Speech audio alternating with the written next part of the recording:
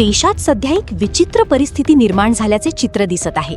एका बाजूला सामान्य नागरिकांना सतत काटकसर करण्याचे सल्ले दिले जातात. सोनं खरेदी करू नका, पेट्रोल डिझेल वाचवा, अनावश्यक खर्च टाळा, अशा संदेशांचा भडीमार होत असतो. आणि सामान्य माणूसही देशहिताच्या नावाखाली आपल्या इच्छा बाजूला ठेवत असतो.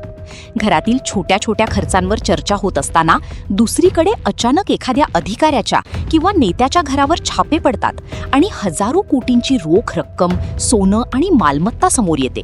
नोटा मोजण्यासाठी मशीन लावावी लागते. इतकी अफाट संपत्ती पाहून सामान्य नागरिकांच्या मनात एकच प्रश्न निर्माण होतो की आपण केलेली काटकसर नेमकी कोणाच्या फायद्यासाठी वापरली जाते आहे.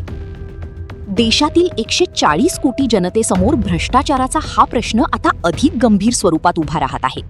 एखाद्या व्यक्तीकडे हजारो कोटींची मालमत्ता सापडत असेल तर देशात अशा किती कुबेरांची संख्या असेल याचीच चर्चा सुरू झाली आहे.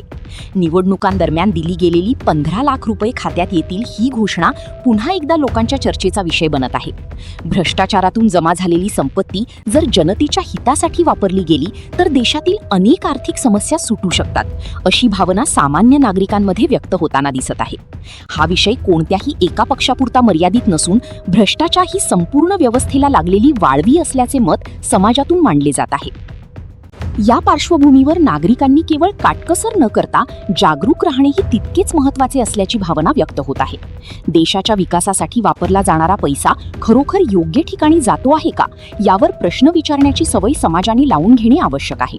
त्याचबरोबर समाजाने नैतिकतेची काटकसर न करता भ्रष्टाचाराकडे गंभीर गुन्हा म्हणून पाहण्याची गरज अधोरेखित केली जात आहे.